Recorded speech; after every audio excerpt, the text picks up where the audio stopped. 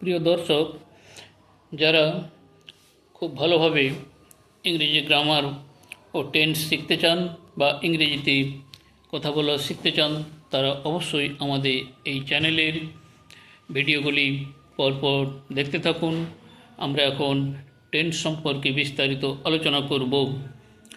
Tense বা ক্রিয়ার কাল, এটা মূলত তিন প্রকার: প্রেজেন্ট টেন্স, পাস্ট টেন্স ও ফিউচার টেন্স।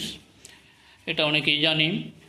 এদের প্রত্যেকটা টেন্সকে আবার চার ভাগে ভাগ করা হয়, যেমন present indefinite tense, present continuous tense, present perfect tense, present perfect continuous tense.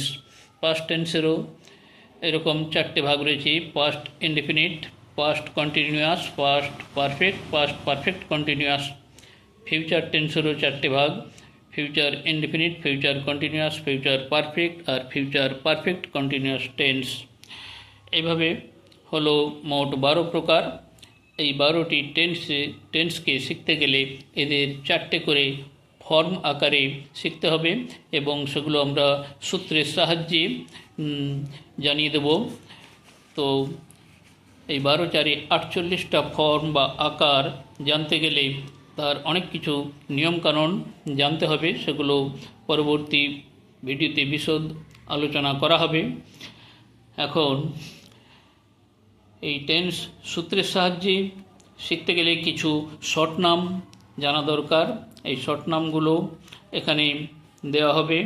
এছাড়া পার্সন বা পুরুষ সম্পর্কে ভালো জ্ঞান থাকা দরকার, আর অক্সিলিয়ারি ভার্বগুলো জানতে হবে।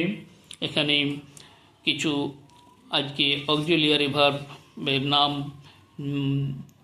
শোনাচ্ছি, যেমন do, does, did, am, is, are, was, were, have, has, had, shall, will, can, could, would, should, may, might, must, ought, need, dare ইত্যাদি। এগুলো সব হলো অক্সিলিয়ারি ভার্ব বা সহায়ক ক্রিয়া।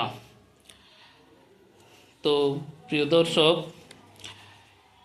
এরপর আমাদের পরবর্তী ভিডিওগুলি দেখতে থাকবেন, তাহলে অবশ্যই একের পর এক ধাপে ধাপে টেন্সের বিভিন্ন আকারগুলো আমরা বিস্তারিত আলোচনা করে ফেলব। সবাই ভালো থাকুন, সুস্থ থাকুন। আজ এই পর্যন্ত।